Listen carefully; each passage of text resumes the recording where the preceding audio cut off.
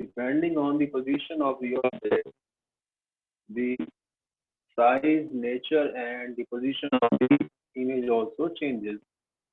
So if the position of the object in front of any lens, a convex lens, changes, the size, nature, and the position of the image also changes. So we will look at the object at different positions in front of the lens, and we shall find out where image is formed, what is the size of the image, and what is the nature of the image. So if the object, start with the object at infinity, that is, the object is very far away from the lens, and we are considering a convex lens. Convex lens, principal axis, optical center, principal focus, center of curvature, and so on. These points you already know. Now the ray which comes from infinity is always parallel to the principal axis, or the rays, all the rays coming from infinity are parallel to each other. So only parallel rays come from the infinity. Therefore, we can consider only parallel rays. So let us consider rays which are parallel to the principal axis. And the rays parallel to the principal axis always pass through the principal focus in case of the convex lens. So all the rays coming from infinity after refraction will pass through the principal focus. So whatever be the object size there, all the rays are meeting at one point, that is the principal focus. So the size of the image that will be formed will be highly diminished.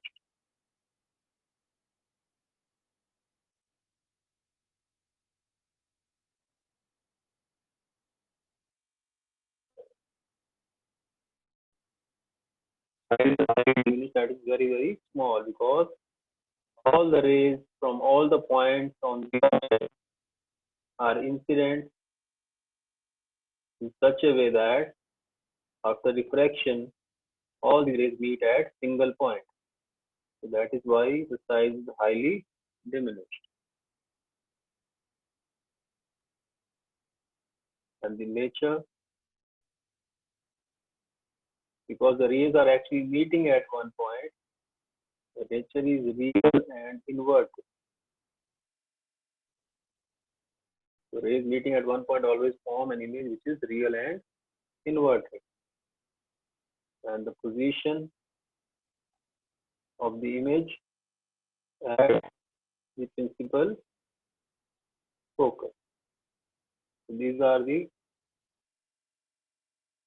nature, size, and position of the image formed when the object is at infinity. Now we shall bring the object from infinity to a finite distance. So let us say the object is brought closer to the lens, but it is beyond. This point is 2. This is f1. Let us, because this is focus 1, this is focus 1, so this is twice f1, a point which is at a distance which is twice the focal length of the lens. So this much distance is f, and this much distance is twice f. Therefore, it is the point which is called 2f1. So second case is the object is lying beyond twice f1, 2f1, but at a finite distance. Beyond f1, the object is placed. Once again, let us draw the ray diagram. Principal axis, optical center, f object is beyond 2f1, so object is somewhere there. So suppose AB is the object. Now, from point B, the ray is incident is along the principal axis. And this ray along the principal axis is passing through the optical center. So the image of point B will lie anywhere on the principal axis, because a ray passing through the optical center always passes without any deflection or deviation. So therefore, B point lies on the principal axis. Now let us find out the image of point A. So to find out the image of point A, we can consider two rays. Let us consider one ray which is parallel to the principal axis. And we know a ray incident parallel to the principal axis is always passes from the optical center. Sorry, from the principal focus after refraction. So this is a ray after refraction by the lens. Another ray that we can consider is the ray which is passing from the optical center of the lens from point A.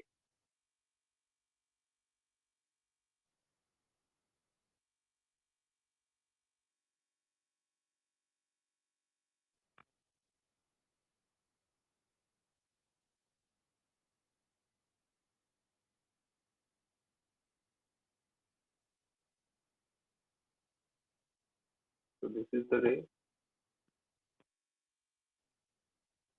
It will go without any deviation. So now these two rays are meeting at this point. So this point becomes the image of point A, which is called A dash. Now draw a perpendicular from A dash on the principal axis. So this point, and this point becomes the image of point B dash.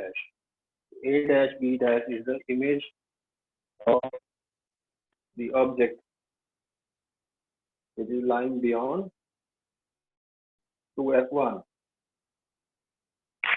So you can see the nature, the size, and the of the.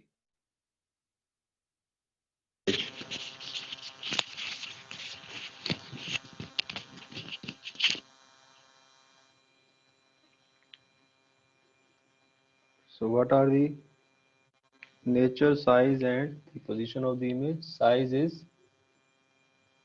you can see the size of AB is larger than the size of A dash B dash.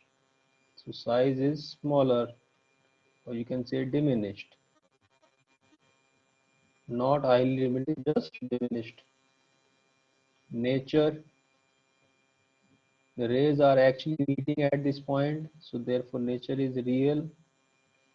And you can see the image is also inverted. So real and inverted. So this image is inverted with respect to the object. So object is in the upward direction above the principal axis, and the image is in the from downward direction from the principal axis. The position of the image is between 2f and 2f, between f and 2f, or you can say between f2 and twice f2.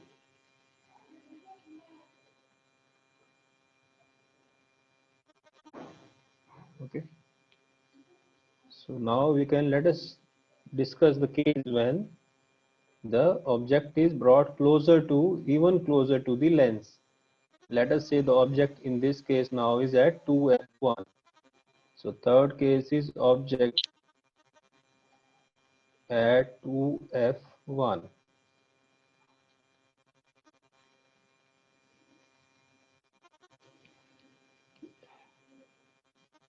So once again, convex lens. optical center. This is f1 to f1, f2 to f2.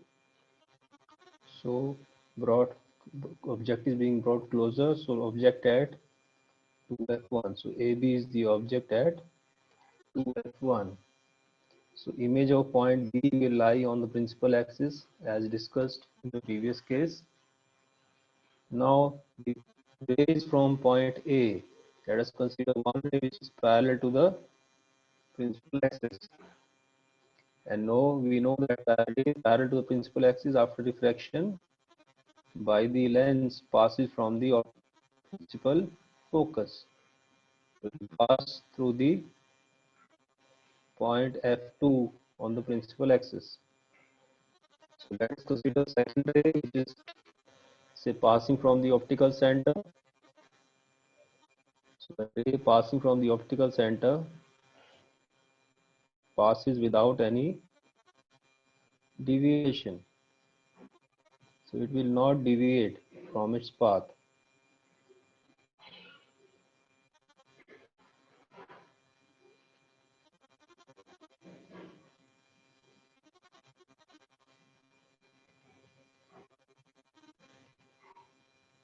So two rays meet at one point. So that one point becomes the image of point A. Now from that point A, draw a perpendicular on the principal axis. So this becomes the point B dash. So A dash B dash is the image of object AB. Okay, so what are the different characteristics that we find of the image formed? Size of the image, you will find that it is equal to the size of the object. So size is same as the size of the object. Nature, because the rays are actually meeting at one point, so real, and you see the image is inverted with respect to the object, inverted, and as it is, the real image is always inverted. The position of the image formed is at twice f2. So if the object is placed at 2f1, the image is formed at 2f2. So that is the third case.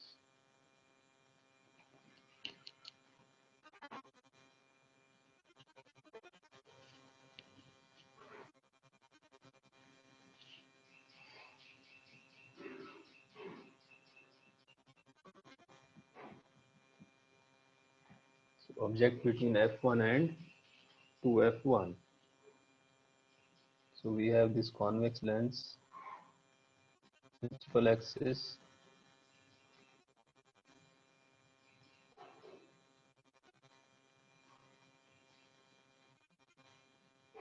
optical center, f1,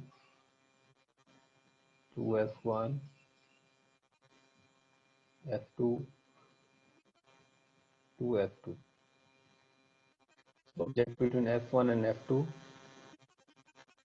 AB is the object between f1 and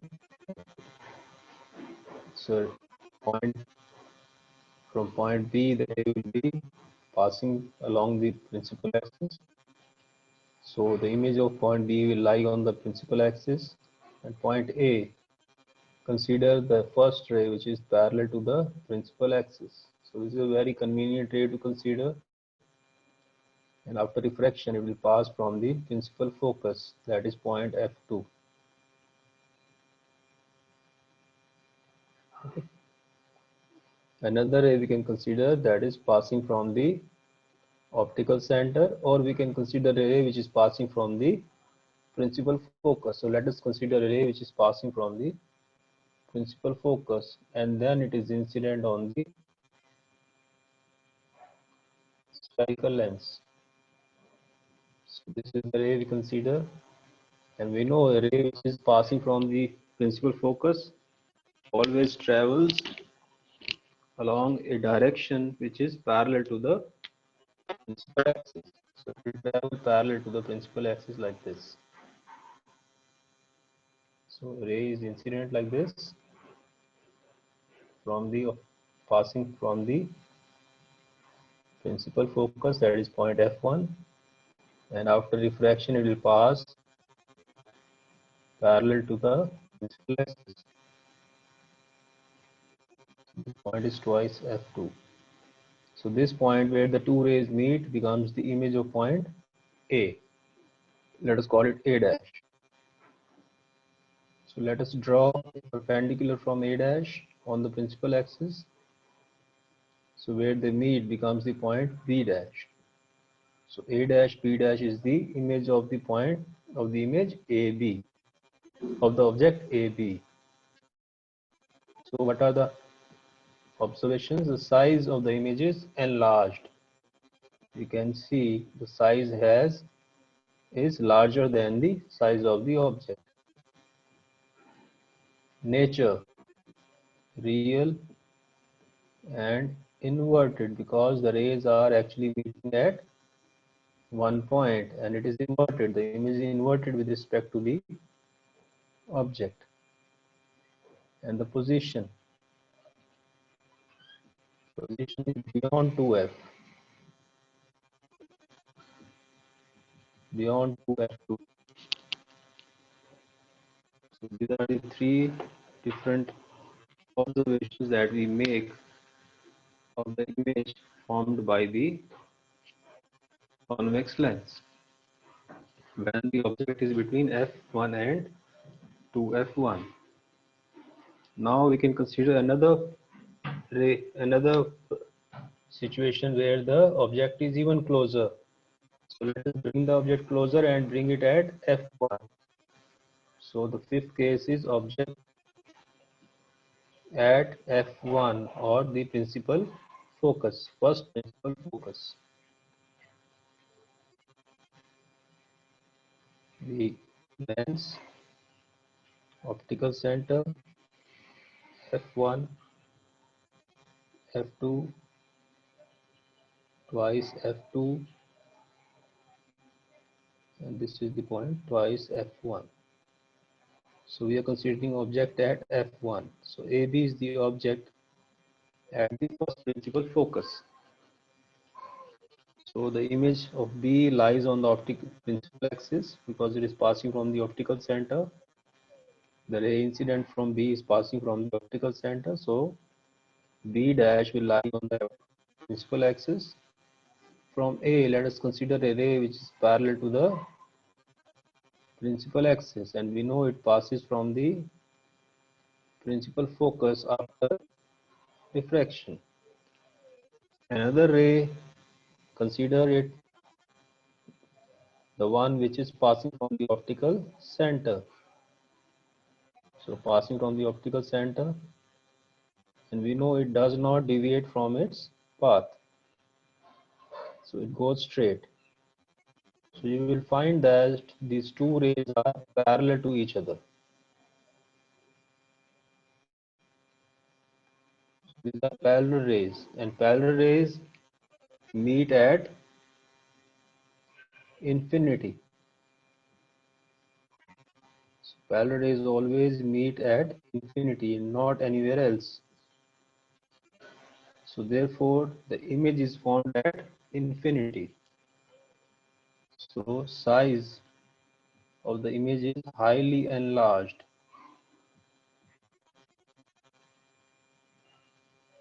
At infinity, because all the rays are parallel rays from single point are parallel to each other. So therefore, the rays are meeting at infinity and the size will be highly enlarged. Nature, because the rays are actually meeting at infinity, will be real and inverted. And the position of the image is at infinity. So when the object is placed at the first principal focus, the image is highly enlarged, real and inverted, and it is found at infinity. So these are the 5 different cases, and the 6th case will bring the object even closer. So between optical center and the principal focus.